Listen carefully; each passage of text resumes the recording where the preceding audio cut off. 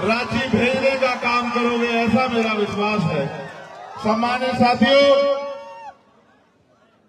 अपनी बात को आगे बढ़ाते हुए मैं राष्ट्रपिता ज्योतिबा फूले, छत्रपति साहू जी महाराज, डॉक्टर बाबा साहब अम्बेडकर, बाबू जगदेव प्रसाद कुशवाहा, जननायक कर्पूरी ठाकुर, मान्यवर दीना भाना वाल्मीकि और मान्यवर काशीराम साहब अपने गुरु को भी नमन करता हूं। सम्मानित साथियों, आज जो जन सैलाब आपने यहाँ इस पार्टी में उतारा है, ये इस बात का ऐलान है कि आपने अपना नेता चुन लिया है जिसके नेतृत्व में आप अपनी आने वाली लड़ाई को लड़ना चाहते हैं। मैं तो दिल्ली से चल के यहाँ आया हूँ और आप नहीं जानते कि बहुत कठिनाइयों का सामना करना पड़ा है। हेलीकॉप्टर की परमिशन जो आपके मेहनत के पैसे से आपने हेलीकॉप्टर कराया था, वो हेलीकॉप्टर की परमिशन कैंसिल कर दी। सब लोगों ने, सरकार ने, विपक्ष ने, सब लोगों ने तय किया कि चंद्रशेखर आजाद यहाँ नहीं आने चाहिए और उसके लिए उन्होंने पूरे हथकंडे अपनाए। कहीं मेरी गाड़ी को रोक के चेक करवाते हैं, कहीं कुछ और, लेकिन कहते हैं कि तमन्ना अगर सच्ची हो तो रास्ते हजार होते हैं और तमन्ना अगर झूठी हो तो बहाने हजार होते हैं। मैंने एक लाइन में कहा कि आज अगर कुछ भी हो जाए तो भी मैं पार्टी में इकट्ठे हुए अपने लोगों को संबोधित करने के लिए जरूर जाऊंगा, हर कीमत पर जाऊंगा, उनके विश्वास को मजबूत करने के लिए वहां पहुंचूंगा। आप मेरी इस बात पे गौर करो। आज जो हालात हैं, ये हालात हम लोगों की वजह से है, क्योंकि हम इन दलों पे भरोसा करते हैं। कभी भाजपा को हराने के लिए किसी और दल पे, कभी कांग्रेस को हराने के लिए किसी और दल पे हम उनकी लड़ाई लड़ते हैं और अपनी लड़ाई कभी नहीं लड़ते। जिस दिन हम अपना और अपने बच्चों का, अपने क्षेत्र का अच्छा भविष्य सोचने का काम करेंगे, मैं लिख के देता हूं कि किसी दूसरे व्यक्ति की जरूरत नहीं पड़ेगी, जिसने बिना किसी पद पे होते हुए, जिसने बिना किसी पावर के होते हुए आपके आशीर्वाद और आपके सहयोग से इस क्षेत्र में हर गरीब, किसान, कमजोर, तमाम जाति धर्मों के लोगों की आवाज बनने का काम किया है। अगर उस भाई मुमताज को इस बार आपने वोट की ताकत दे दी तो मैं लिख के देता हूं कि फिर आपको किसी आगे हाथ फैलाना नहीं पड़ेगा।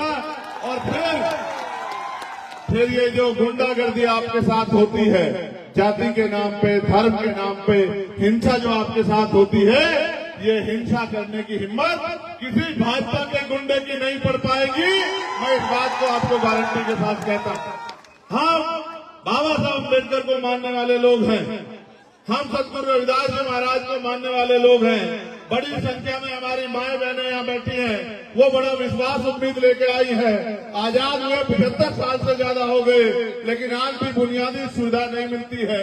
मैं पहले भी एक बार आया था कि यही बराबर में बाबा साहब अम्बेडकर के स्टैचू की स्थापना आप लोगों ने की थी और मुझसे ये कहा गया था कि भाई आपको उसका फीता काट के जो है, वो जो मूर्ति लगाई है, उसकी जो है, उसकी घोषणा आपको करनी है। जब मैं गांव में गया, गांव के हालात देखे, लोगों के टूटे मकान देखे, गरीबों के फटे हुए कपड़े देखे, उनके बच्चों के बुरे हाल देखे, उसी दिन मैंने मन में तय कर लिया था और मैंने अपने साथियों को भी कहा, मैं धन्यवाद दूंगा अपनी बारे में आजाद समाज पार्टी के एक नेता कार्यकर्ताओं का, जिन्होंने मैंने उतनी एक ही बात मांगी कि अगर कुछ करना चाहते हो तो संविधान ने हमें अधिकार तो बहुत दिए हैं, लिखित में अधिकार तो बहुत है, लेकिन जब तक राजनीतिक ताकत नहीं होगी, उन अधिकारों को दिलाने वाले हाथ नहीं होंगे, तो वो अधिकार आपके घरों तक नहीं पहुंचेंगे।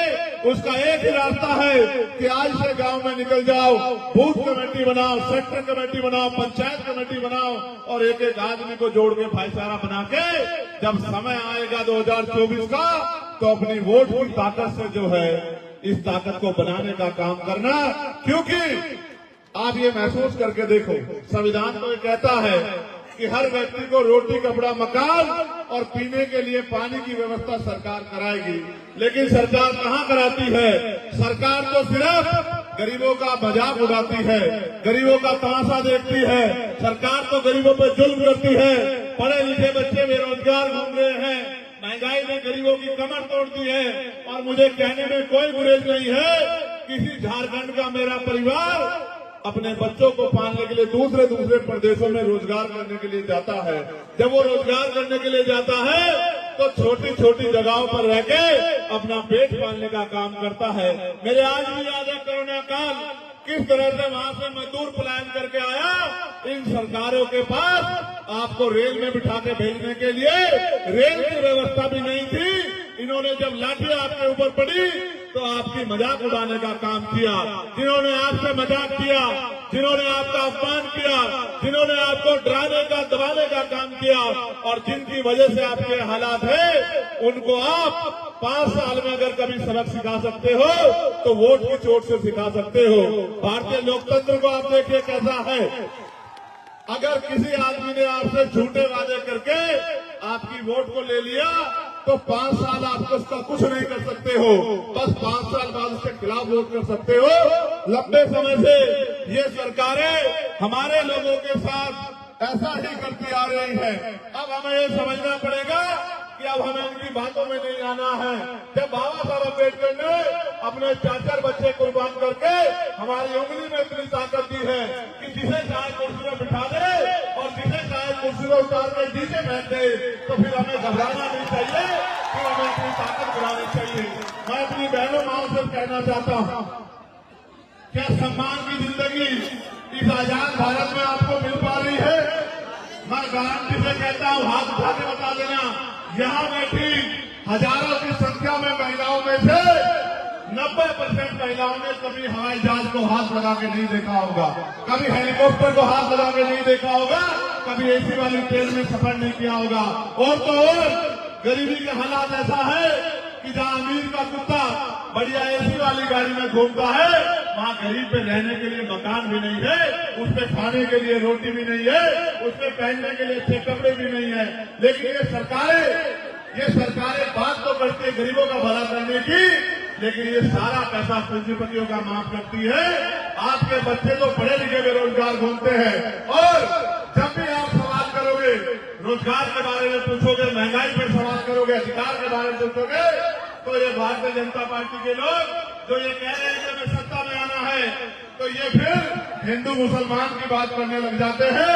और इन्हीं के तथाकथित लोग नबी की शान में जिस तरह के गुस्ताखी करते, अपमान करते हैं, ये भी किसी से छिपाना नहीं है।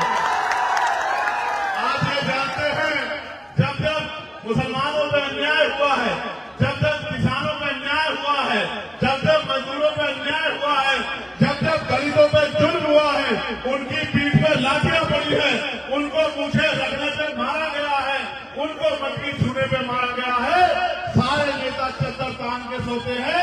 ये भीम आर्मी आजाद समाज पार्टी के लोग मैदान में रहते हैं, उनकी लड़ाई करने का काम करते हैं, उनकी आवाज करने का काम करते हैं। मैं आपको कहना चाहता हूँ, जब तक जिंदगी नहीं बदलेगी, जब तक शिक्षा समान शिक्षा लागू नहीं होगी, एक तरफ अमीरों के बड़े बड़े स्कूल जिसमें गरीब का बच्चा घुस नहीं सकता, और सरकारें स्कूल भी बंद कर रही है। जब तक आपका बच्चा पढ़ेगा नहीं, पढ़ लिख के आगे बढ़ेगा नहीं, डॉक्टर इंजीनियर IAS IPS वकील जज बनेगा नहीं, तो आपकी गरीबी की बेटियां नहीं कर सकती है। लेकिन वो तभी संभव है कि राजनीतिक ताकत आपके हाथ में होनी चाहिए। कौन है आपकी असेंबली में आपके लिए बोलने वाला?